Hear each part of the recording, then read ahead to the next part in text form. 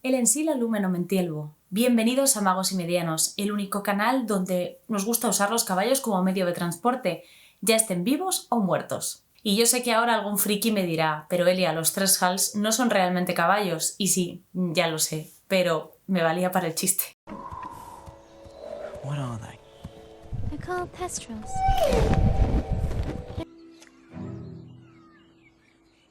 Hoy vamos a hablar de una de las criaturas que más me gustan del universo de Tolkien, los Mearas.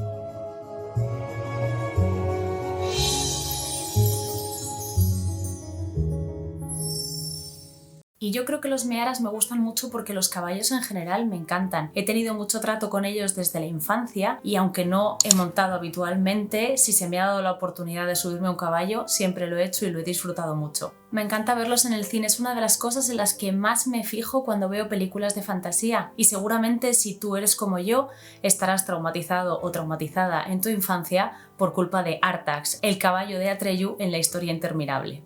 ¡Tienes que moverte o te olvidas de todo! ¡Vuélvete, por favor! ¡Yo no me rindo, David! ¡No te rindas tú! ¡Arta! Me parecen una de las criaturas más nobles que hay y creo que Tolkien sabe transmitir muy bien en su obra el vínculo tan estrecho que puede haber entre un jinete y su montura. Esto se refleja, por ejemplo, muy bien en los cuentos inconclusos cuando hace una descripción de la isla de Númenor y cuenta que algunos jinetes tenían una relación tan cercana con sus caballos que eran incluso capaces de llamarles solo con el pensamiento. En este vídeo nos vamos a centrar en la raza que podemos llamar los reyes de los caballos. Si en el mundo animal hubiera aristocracia, sin duda los Mearas formarían parte de ella. De hecho, solo se dejaban montar por los reyes de Rohan, a excepción de Gandalf, y su trabajo le costó. Pero claro, un maya es un maya, y siempre ha habido clases.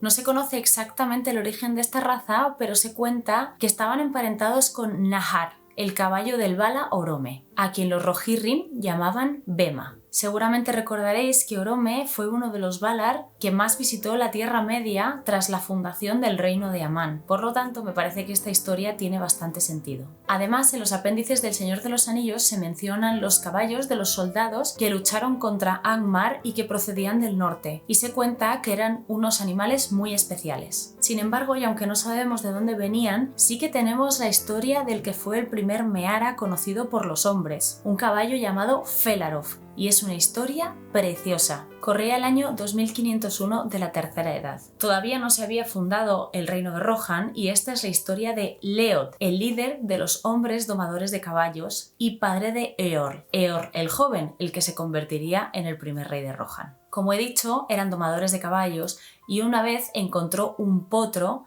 de un color bellísimo al que capturó y que se terminó convirtiendo en un caballo fuerte, orgulloso e indomable. Aún así, Leod se empeñó en montarlo y finalmente lo consiguió, pero el caballo le llevó muy lejos y terminó por desmontarle. Leod se estrelló contra una piedra y murió. Por ese entonces tenía 42 años y su hijo Eorl 16, y juró que encontraría al caballo y que vengaría a su padre. Le buscó durante mucho tiempo y finalmente lo encontró, y sus compañeros pensaron que se acercaría hasta tenerlo a tiro de arco y le daría muerte. Sin embargo, Eorl se plantó frente al caballo y le dijo lo siguiente: ¡Ven aquí, aflicción del hombre, y recibe un nombre nuevo!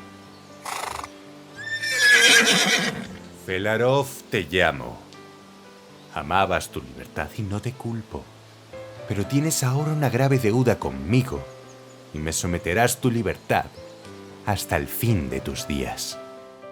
Así que el caballo se sometió y Eorl lo montó, y lo montó sin silla ni riendas, y así lo montó para siempre. Felarof acudió con él a numerosas batallas porque vivió lo mismo que vive un hombre, y se decía que incluso era capaz de entender cuando Eorl le hablaba, es decir, que entendía el lenguaje de los hombres. Así que ya sabemos que los Mearas en principio son capaces de entender a sus jinetes y que además viven durante mucho más tiempo que un caballo normal.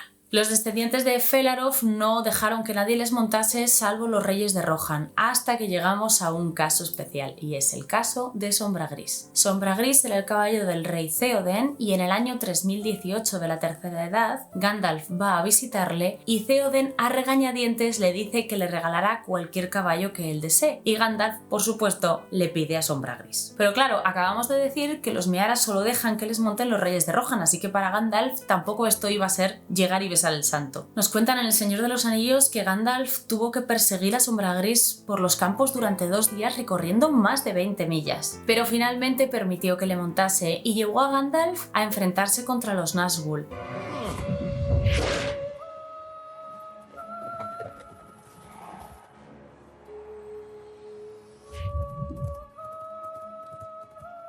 Se cuenta que Sombra Gris era mucho más rápido que los caballos de los Nazgûl y llevó a Gandalf aproximadamente 620 millas, que son 997 kilómetros, para que os hagáis una idea la distancia que hay entre Madrid y París aproximadamente, durante solo 5 días, del 23 al 28 de septiembre. También es Sombra Gris el que lleva a Gandalf al norte para distraer a los espectros del anillo y dejen de perseguir a Frodo. Es decir, todas las cosas que hacía Gandalf en El Señor de los Anillos mientras estaba sobre un caballo, ese caballo era Sombra Gris. Después de suceder los tristes acontecimientos que tienen lugar en las minas de Moria, Sombra Gris regresa solo hasta Rohan, pero vuelve para encontrarse con Gandalf en el bosque de Fangorn, y de hecho cuando llegan los 3 de la Comunidad del Anillo, que llegan en ese momento, es decir, Aragorn, Gimli y Legolas, sus caballos reconocen a Sombra Gris como su señor y se someten a él. Además, ya hemos dicho que era un caballo fuera de lo normal y era increíblemente valiente. De hecho, es capaz de mantenerse ante el rey brujo de Angmar en lugar de huir como harían el resto de caballos durante el asedio de Gondor. Y todo esto significa, como ya he explicado, que Gandalf tenía Sombra Gris cuando era Gandalf el Gris. En las adaptaciones cinematográficas de Peter Jackson, Sombra Gris aparece, pero solo a partir de las 2 torres. No se nos cuenta nada de lo que hizo con Gandalf antes del bosque de Fangorn. Y ahora la pregunta del millón: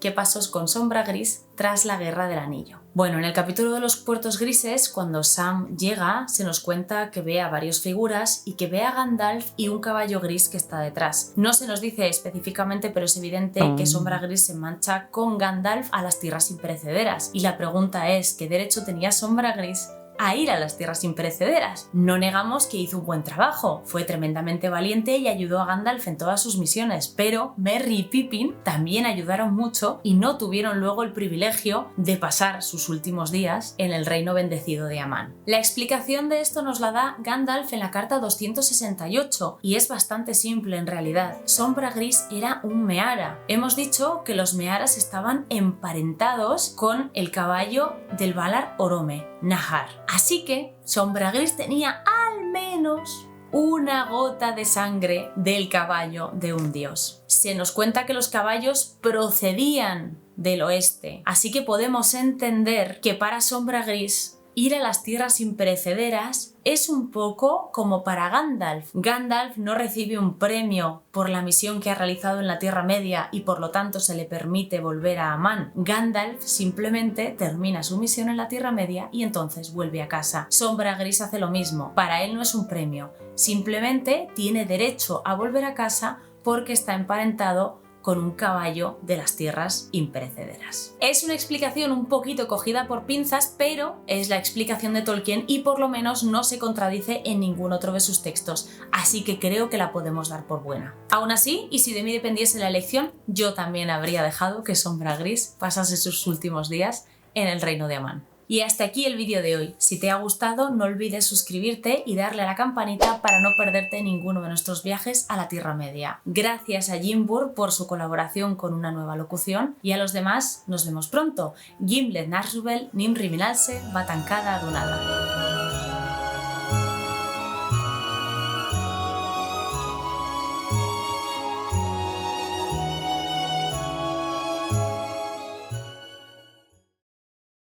Corría el año 2501 de la Tercera Edad y aunque todavía corría el año... Vale. Ay.